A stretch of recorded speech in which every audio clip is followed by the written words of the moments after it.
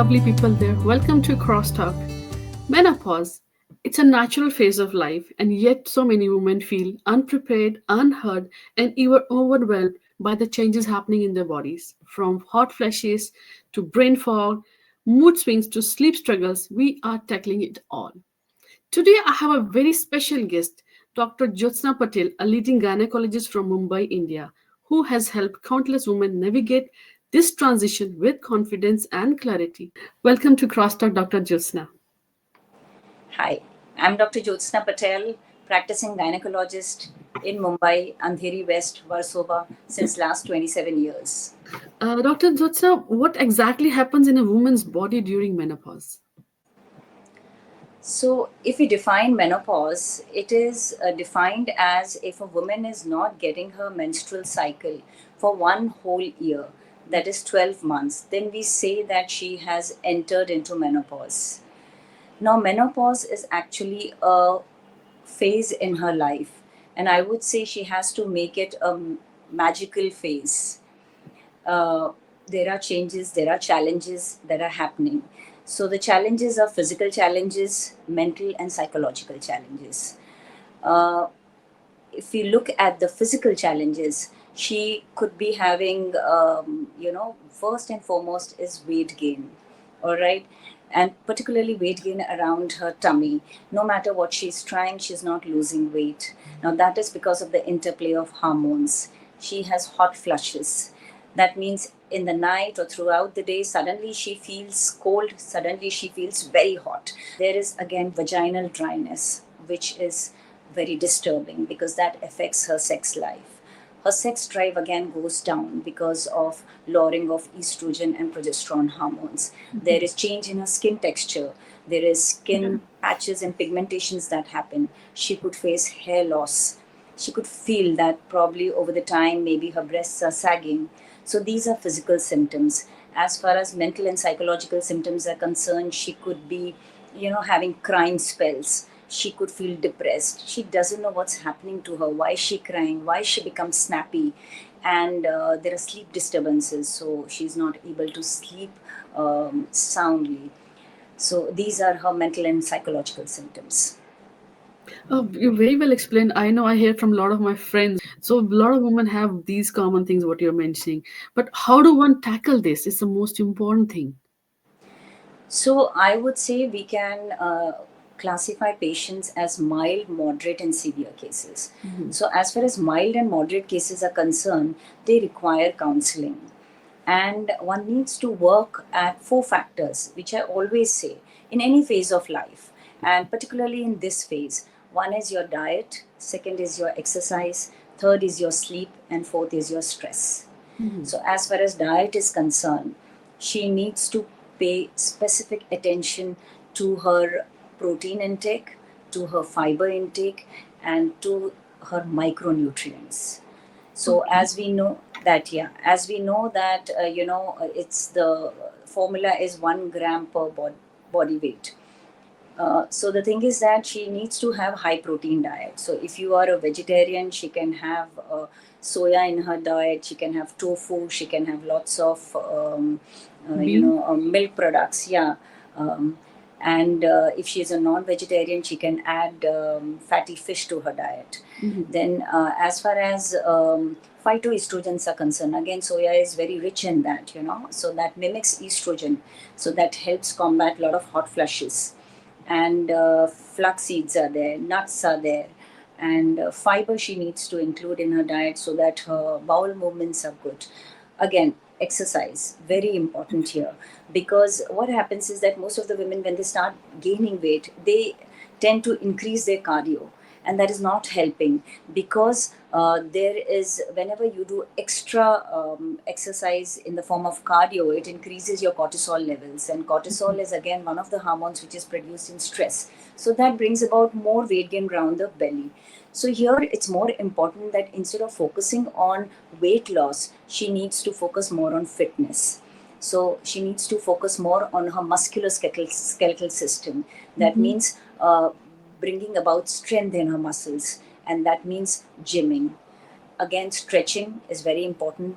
Her mental health she can take care of by doing a lot of pranayam and meditation. Okay, that's interesting. Pranayam, yoga, meditation, stretching, gymming. So less of a cardio, but a lot of other stuff we should add in. Yeah. Okay, and what after that? Yes, and as I said, then the fourth factor is her sleep factor. Very Okay. important that she should have a good sleep routine. That means sleeping at a specific time. It's not that one day you sleep at 10 o'clock, the other day you're sleeping at 1 o'clock. No, that will really bring about a lot of hormonal imbalance, which already is happening in your body.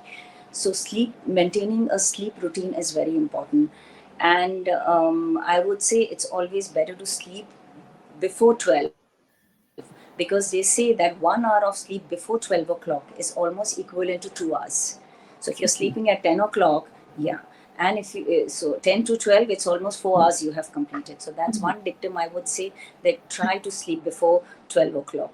And very important that as far as your diet is concerned, you finish early dinner so that it doesn't affect your sleep. Because if you have late dinners, your body is digesting the food. When it's sleeping, it's not repairing your body. So sleep again is very important. Avoid caffeine after 6 o'clock. Avoid caffeine again. This is a phase where you need to take care that you do not consume alcohol, and smoking should be completely avoided because that affects your sleep. And last but not the least is your stress. Mm-hmm. Now, this is a time, what happens is that you have already, most of the women have completed their duties, so to say, Yeah. towards their children. And, it's a time actually to enjoy and to pay attention to yourself. So, whatever your hobbies were during your younger days or school days, which you have left behind because of the professional commitments and personal commitment, family commitments, so those should be brought back again, because that will help you combat the stress. So now is the time that you look inwards and you spend more time with yourself. That So get back your hobbies. that's why it's always said life begins after 40. So bring back your old hobbies, start socializing more, go do things which you were doing in your teenage time or early schooling times, and things which you were enjoying. So it's time to bring those activities back in life. Interesting. Surely. Very, very interesting. Thank you so much. And okay, what are the, I mean, is there any kind of a hormone therapy, replacement therapy or something also which I've heard, but I'm not sure what it is. So I would like to know if Yes. there's something like that. So yes, Ekta. So the thing is that what happens is, in severe cases, as I have classified in mild, moderate, and severe. So Mm. those who are having severe symptoms, either physical symptoms like hot flushes, or too much of vaginal dryness, or too much of sex drive going down, and particularly those women who are in professions where they need to maintain their physical appearance, you know. Those women, we do advise that if they are wanting to take hormone replacement therapy. Now, this therapy is in the form of tablets. It can also be in the form of patches or gels. Mhm. So this basically mimics your natural menstrual cycle. But before giving hormone replacement therapy, we need to do battery of tests. Okay. Okay, so then only we advise that whether that particular woman is fit to take hormone replacement therapy. Like if there is a family history of breast cancer or any kind of endometrial cancer, ovarian cancer, then those women we tell them that they cannot take hormone replacement therapy. And then there are other things like if there is liver dysfunction or kidney dysfunction, then also those women are probably not fit to take hormone replacement therapy. Mhm. Well, a question asked by one of my friend. She said, "Will that help? This replacement therapy help her with her sexual life also?" Absolutely. As I said, that it's almost mimicking your menstrual cycle. So Mhm. definitely, what you're losing in your body is again coming back, but it's coming back in an external form. Mhm. So yes, it will help improve her sex life Yeah, definitely. because a lot of relations get disturbed. A lot of people have stressful life, and they're not able to share it. As it is because of the lowering of hormones, the sex drive has already gone down. Mhm. So the drive is not there, and there is a physical discomfort. So because of these two factors, a woman is not interested. Plus, as we said, that her psychology is also changing, and there are Yes. a lot of mental and psychological symptoms that are there. So all this together affects her sex life. So definitely yes, hormone replacement therapy will bring back her sex life in a good form. So it's safe for everyone, or no? You have No, no, no. It is, topics. yeah, as I said, no, it's not safe for everyone. Everyone cannot go in for that. But we do tests on a woman, and then she is categorized whether she will be able, she's fit to take hormone replacement therapy. Hmm. Okay. Many women talk about brain fog during menopause. Is it real? What causes it? I think it's real. See, brain fog is a very actually a loose term that we use for when you lose your mental clarity or you're confused. Now, this all is actually because of the hormones that are having so to say interplay in your body, and the hormones being estrogen, progesterone, cortisol, thyroid. These are the main hormones which are changing in your body. So. Brain fog is more of the mental symptoms that she is getting, which can be easily tackled by improving her diet and improving her exercise pattern and her sleep, particularly sleep. Sleep is very important. So when we talk about sleep is very important, and one person is already struggling to sleep, how can they improve it? Like if women are trying to sleep, but they're not able to sleep, Yeah. or they keep So waking what? up throughout night. Yeah. So what I advise them is, one is that have early dinner. That's the first thing. Second is when you're having your dinner, try to include foods which induce sleep. Like Mhm. milk has tyrosine in it, tryptophan, which induces sleep. Okay, so a warm glass of milk, along with some slight pinch of nutmeg powder in that. One can eat cashew. Even oats, they say, is sleep inducing. So find out foods which induce sleep. Early dinner with sleep inducing foods. Second, one can also have some form of exercise in the evening. So you can go for a walk for 30 minutes or something like that, so that by the time your time comes to sleep, you know that you're physically also tired, as well as you have consumed good amount of food which has tyrosine or tryptophan in it. And again, the way you're sleeping also, like avoid phone for at least 1 or 2 hours prior to going to sleep. Avoid blue light. Make a very conducive environment to sleep. So because the moment there is light in your room, it will stimulate your brain, telling that the melatonin hormone, which is required for sleep, will not be secreted, because it gives a signal, oh, it's still daytime. So Mhm. there has to be that conducive environment that needs to be made in the house. Again, another thing that I feel which induces a very nice sleep is rubbing either ghee or oil on the sole of your feet. Mhm. Okay, that also helps. And avoid caffeine. Yeah, you Whatever already you mentioned. have Yes. before 6 o'clock, do Yes. that. Do not resort to alcohol, that once you have alcohol you get sleep. No, please don't do that, because it's not a very good sleep. Mhm. And yeah, these are the things that I advocate naturally. Naturally.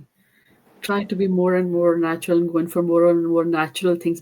Okay, Yes. somebody also asked me a question for you, and that was, does menopause affect bone health, heart health, and overall metabolism? Yes. So what is happening is that when you are entering into your menopause, you are losing your muscle mass. Mhm. And so that is why it is important that you bring about strength training in your fitness regime.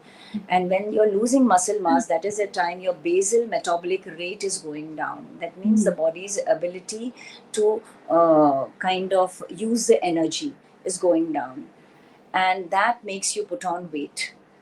Mm. So that is as far as metabolism is concerned. Uh, because of lowering of hormones, estrogen and progesterone, it affects your bone health. Um, there is loss of calcium from your bone. It is called osteoporosis, which makes you more prone for fractures. Mhm. So yes, the bone is the density of the bone is going down, and for that they say that impact exercises, not too much, but in mild to moderate form, in the Okay. form of jogging, will help. Mhm. Impact exercises help in transporting calcium, inside your bone. So even if you're taking calcium supplements and you are not doing any kind of impact exercise, it's not going to help you, Okay. because estrogen is required to transport that calcium from your blood into the bone. Mhm. So it's important that some form of impact exercises is included. So yes, bone strength goes down, and uh, lowering of estrogen and progesterone actually affects your cardiac health as well. So till you are menstruating, you are protected by these hormones from heart attacks. But as these hormones are going down, you become equally prone to have heart attacks if you're not taking care as men are. Oh my God. So one needs to really, really work Yeah. overall, fitness, food, health, medication, good sleep, and avoiding a lot of stuff before going to bed. Very, very interesting and True. quite powerful information. Okay, as we have already talked, the sexual life gets disturbed. So, what can partners do to better support women going through menopause? It's a question. It's an answer for the men actually. Actually, it's a very good question, because, as I said, that it's a phase in her life, and she requires your family support. Okay, she requires particularly her partner, because when they come for counseling, we actually counsel both husband and wife, because husband should understand that what she is going through. She herself is confused. She herself sometimes questions that why this is happening to me. So if husband is aware that this is a phase in her life where these things are going to happen, he could be more supportive. It is not always, as far as sex life is concerned, it's not always that you have to have a penetrative intercourse or something like that. It's just holding her, maybe showing some affection, cuddling her, taking her close. That makes a lot of difference, and it really soothes her. So these kind of compassionate things can be done by partner. And as far as her vaginal dryness is concerned, that can be taken care of. Lots of gels which are there in the market. Okay, they are non-hormonal gels as well as hormonal gels, so that help in lubricating the vagina, and that can be taken care of. The discomfort that she experienced can be taken care of by those Mhm. gels. Okay, menopause has been a taboo topic, very underrated and very much ignored. What do you think about it? Well, you know what, now I find that there is a lot of awareness that's coming in, where people are wanting to know about menopause, and they are getting aware about menopause, and they want to go through this phase happily. Mhm. But in rural areas, um, fortunately, those women are so overworked, and they are so, I would say, mentally also strong, and that sometimes they don't even experience the symptoms which a city woman would experience. So yeah, that's the thing I have experienced in my practice. But yes, definitely there is a lot of awareness that is coming in metro cities about menopause, and people are going to counselors and to gynecologists to kind of handle this in a way where it's they're happy into entering this phase. Yeah, I really agree with you. And I think social media is also playing a major role these days. Absolutely. People are bringing up topics like the way we brought up this topic today. Okay, if you could give one piece of advice to women approaching menopause, what would it be? My advice would be, this is a phase, make it a magical phase, because this is a time now you want to completely focus on yourself, and you have a lot of time for that. So why not? So focus on your physical, on your mental health, focus on your diet, focus on your exercise, focus on your sleep regime, and enjoy your hobbies now. That's so nice. As we wrap up, I want to extend a heartfelt thank you to Dr. Jyotsna Patel for sharing such valuable insights today. Your expertise is truly appreciated. Menopause is a journey, not an end. So let's keep the conversation going, support each other, and embrace this new chapter with confidence. Share it with someone who needs to hear this episode. And thank you for tuning in. And until next time, take care, stay strong. Thank you so much, Dr. Jyotsna, once again for joining us. Thank you. Thank you for inviting me. Thank you.